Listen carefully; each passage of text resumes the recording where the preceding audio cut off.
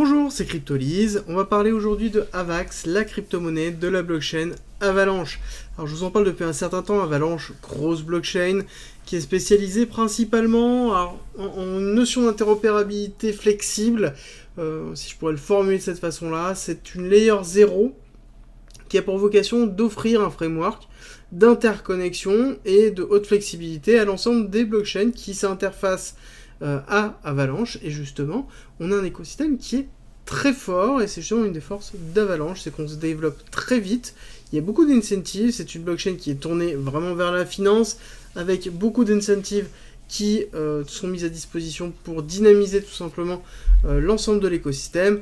On a tout en fait pour bien fonctionner. On se compare notamment à Polkadot, donc qui est aussi un principe de layer 0, mais qui est plus restrictif, plus lente à se développer, mais aussi en même temps beaucoup plus solide, alors que Avalanche se développe très vite, fait exactement ce qu'il y a besoin, avec un output de 4535 sons par seconde, ce qui est énorme, d'une finalité en 2 secondes, et derrière on a quand même des sidechains paramétrables à 80%.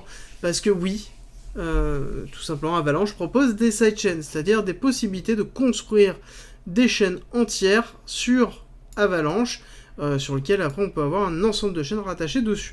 Donc c'est très très fort et c'est vraiment important pour une notion de scalabilité.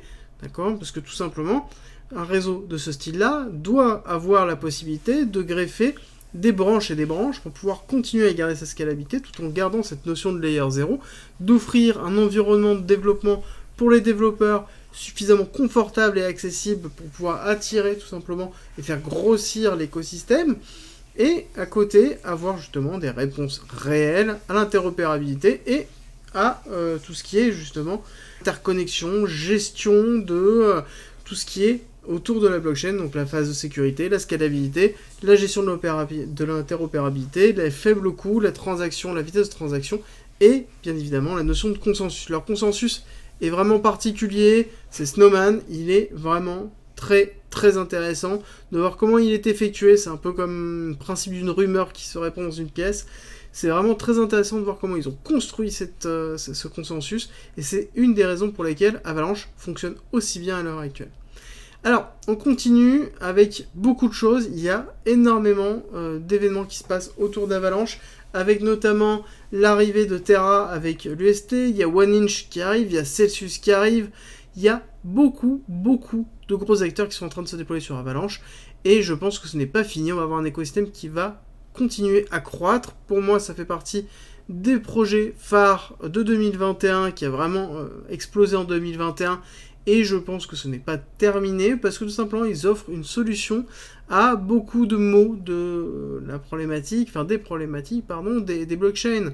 Ils offrent l'interopérabilité, la rapidité, la customabilité, ils offrent un petit peu tout ça, et en l'occurrence on voit que Avalanche, l'Avalanche Summit qui a eu lieu il n'y a pas si longtemps que ça, était juste extraordinaire. Toutes les personnes qui ont été ont eu un retour, voilà, des paillettes dans les yeux. Ça montre à quel point ils sont capables de pouvoir faire en sorte que, en effet, on ait Avalanche qui soit au-dessus du reste, que ce soit technologiquement, que ce soit en termes d'investissement, et ça promet justement des choses excessivement positives pour la suite au niveau d'Avalanche, et en tout cas, moi, c'est une des raisons pour lesquelles j'aime beaucoup cette blockchain et cette technologie qui se trouve derrière. Rejoins-nous sur Discord, tu y retrouveras notamment ma stratégie d'investissement qui est disponible gratuitement. Je montre comment je construis mon bag, le fonctionnement de mes optimisations, quand acheter, quand vendre, tout pour éviter justement les principaux pièges. Si tu aimes mon contenu, like, partage et abonne-toi, ça m'aide énormément. On continue avec l'analyse technique cette fois-ci, analyse technique qui est très intéressante, avec justement une période d'accumulation qui a eu lieu durant toute cette période 2020, accélération 2021, début 2021, classique, la DeFi explose, saturation d'Ethereum, on essaie de chercher d'autres solutions, et après on a tout simplement une temporisation qui s'effectue durant là, donc une grosse consolidation du cours, et ensuite on a mai, donc crash, reconsolidation, donc on a une nouvelle accumulation qui se met en place, avec derrière une nouvelle accélération qui a commencé un petit peu avant, qui a commencé vraiment en août, avec un premier palier, première accélération, consolidation, deuxième accélération pour septembre, consolidation, explosion sur novembre, donc gros novembre 2021, hein, qu'on a eu une très belle fin de bull run, et derrière, tout simplement, retracement qui a été effectué en plusieurs vagues, et tout simplement une continuité baissière qui a lieu. Ce qui est intéressant de voir, c'est que nous avons deux vagues d'Elliott qui sont en train de se mettre en place, vague 1, vague 2, retracement qui est en cours, qui a travaillé les 618, donc niveau important de retracement à 57,88$, et qu'on a recassé une nouvelle fois, tout simplement pour nous amener potentiellement jusqu'à 33$. Ce qui est intéressant de voir, c'est que nous avons un schéma de wick-off en BCARST saut, donc distribution classique, le saut est en cours, donc là on a vraiment quelque chose qui va nous amener derrière sur un UT et un UTAD, donc deux nouveaux ATH, avant de faire un break, tout simplement, avec une descente en dessous du saut. Donc ça, c'est un petit peu le schéma qui est en train de se mettre en place, et sur lequel on a les premières informations quand on fait justement du wick-off. Justement, en parlant de wick-off et en continuant wick-off, nous avons à côté ici une accumulation très forte en PSI, SC, AR. Donc là, nous avons les ST, et ensuite nous avons un AR, et là nous avons fait le STB. Donc on a bien une accumulation, arrêt de latence baissière, retest, on prend la liquidité notamment de la première impulsion baissière, donc le PSI, et ensuite, hop, on va chercher la liquidité ici du SC, donc de ce niveau bas, pour pouvoir ensuite repartir à la hausse, faire un retracement, et ensuite potentiellement réattaquer et aller chercher le spring qui peut être beaucoup plus agressif, aller chercher une zone beaucoup plus basse.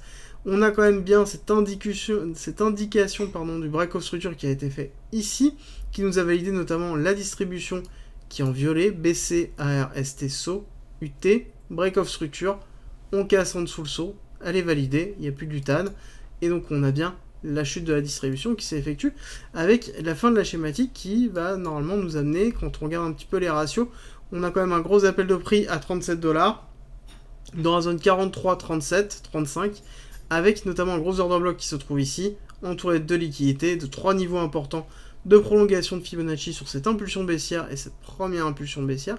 Donc on a un petit peu tout qui s'est mis en place de notre côté. On a créé notamment dans la barre descend un nouveau break-off structure à faire mineur pour pouvoir valider ensuite un départ à la hausse et aller faire UT UTAD. D'accord, donc très important pour pouvoir valider.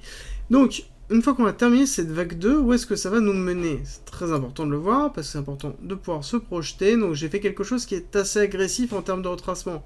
Donc c'est une continuité de cette chute-là, avec potentiellement un retracement ici, quelque chose qui va faire quelque chose comme ça, potentiellement. Hop, on peut continuer même un petit peu. Hop, on retrace ici, prendre la liquidité de cette zone-là, on s'enfonce après dans le spring, on fait un break-off structure, on reteste et on part. D'accord, on peut avoir quelque chose comme ça qui se met en place pour terminer justement cette accumulation de wick-off correctement. Néanmoins, on n'est pas obligé d'être à la lettre comme ceci, on va voir exactement comment le prix va réagir, on pourrait très bien avoir une réaction haussière qui va se faire dès le début.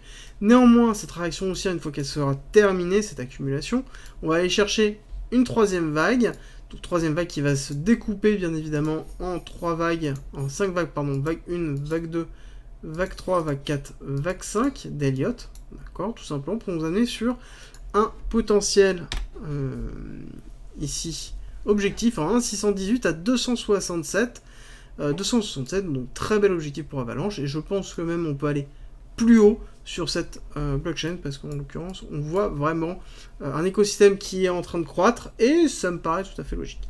Alors on est en plein dans la spot zone, j'avais mis une spot zone très agressive, parce que je considère qu'à partir de 80$, 75$, ça commence à être intéressant de s'exposer à de la VAX si on a vraiment envie de rentrer dessus.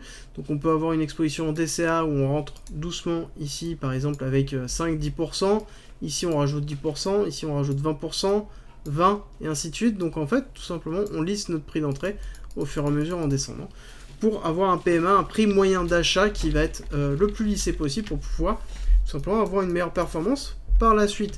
Là, on est vraiment en plein dans un spot zone, même si on a une réaccélération haussière, je considère qu'on est pas mal. Et même si on descend, c'est pas gênant. Pour moi, en tout cas, pour ma part, je continuerai à acheter de la VAX si ça continue à descendre. Parce que en l'occurrence c'est quand même quelque chose qui m'intéresse énormément. La stratégie en elle-même qu'ils ont en termes de développement et en termes de commercialisation est vraiment intéressante, vraiment sort du lot, donc c'est quelque chose que je suis et que je suivrai dans tous les cas par rapport à ce qui est en train d'être effectué. Et d'après ce que j'ai compris, on va avoir quand même pas mal de nouvelles cette année sur Avalanche et Avax.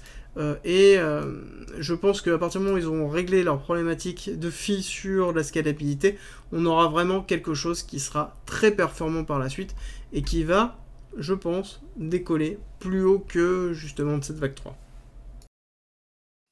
Merci d'être resté avec moi jusqu'au bout. Abonne-toi, partage si t'as aimé et rejoins-nous sur Discord. C'est avec plaisir qu'on t'accueillera. Et à très vite.